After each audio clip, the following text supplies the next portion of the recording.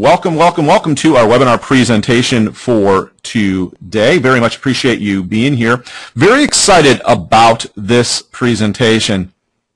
And the reason I'm so excited about it is because so many of you have told me that it's difficult for you to consistently come up with content for your Kindle publications, and not just your Kindle publications, but any information product that you're working with.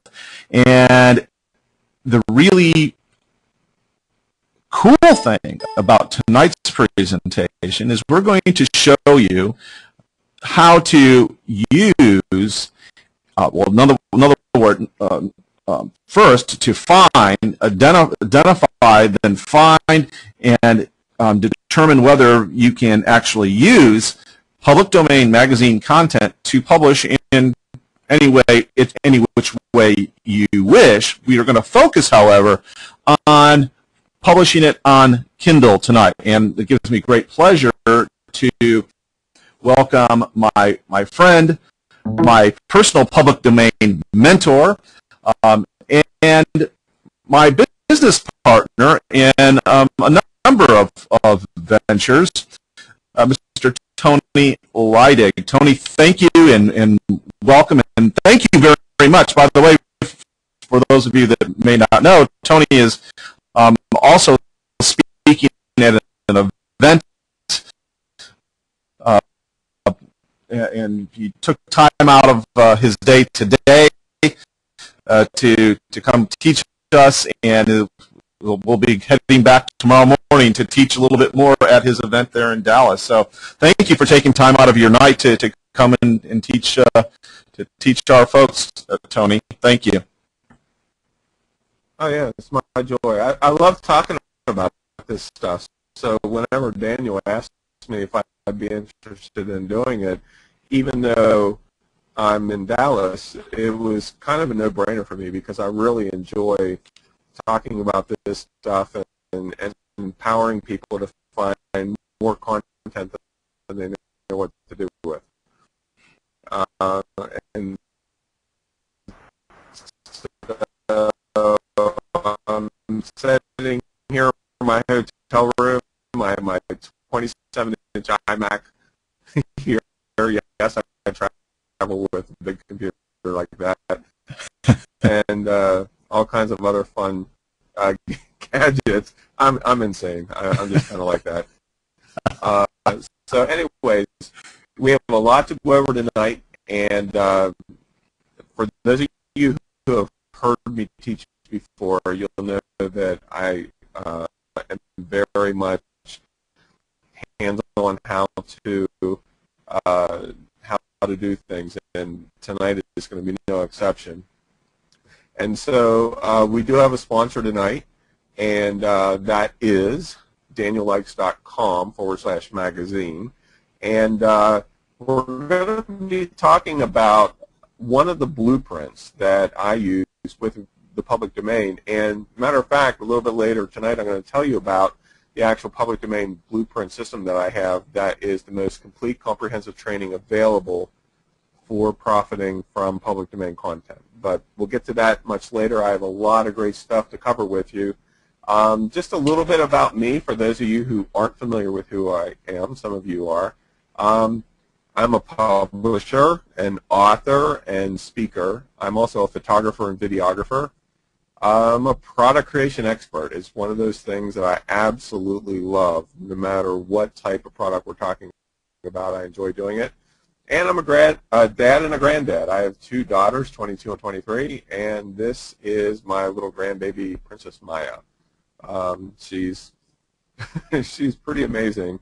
For as little as she is, she's got me totally wrapped around her finger. And so here's me looking all tough and bad with my camera and teaching at an event. And my mother's family's Cherokee, so I like to dance at powwow sometimes. So here's me strutting my stuff in Tennessee. And I like dancing West Coast swing. So, you know, I like to do a lot of different kinds of things just like you do, and enjoy life. So whenever we talk about product creation, the truth is that you need a lot of content, and not just for products. I mean, obviously you need content for books and ebooks, and that's going to be our primary focus tonight. But you also need content for lots of other things, and you probably discovered this.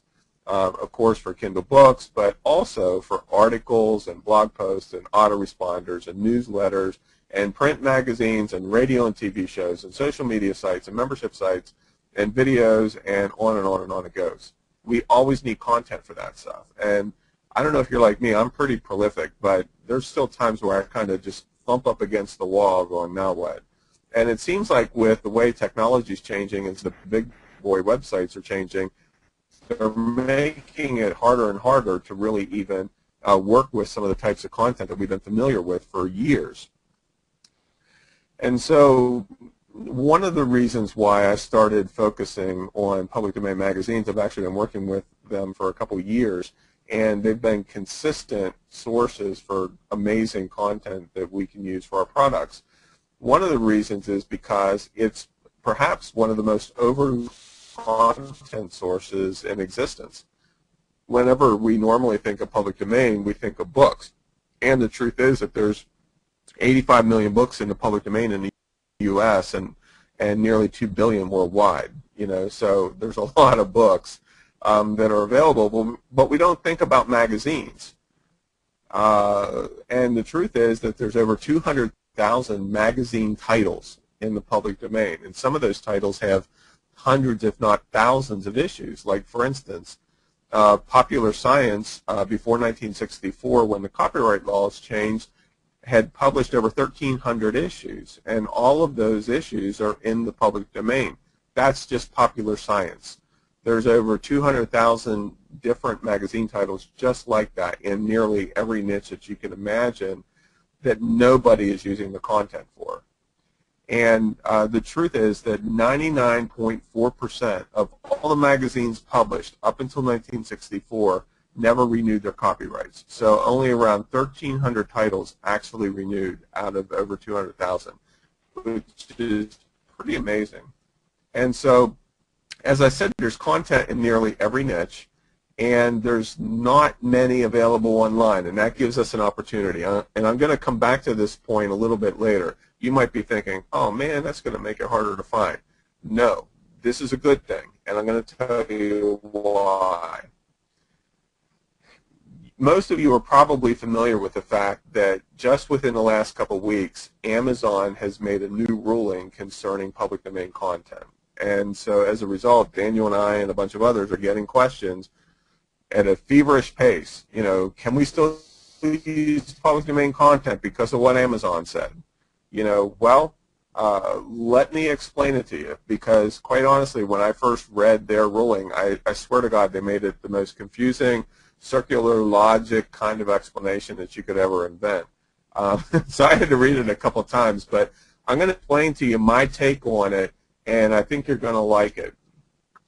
So here's what they said. This is part of the email that they sent us to everyone, especially those who are currently using public domain content.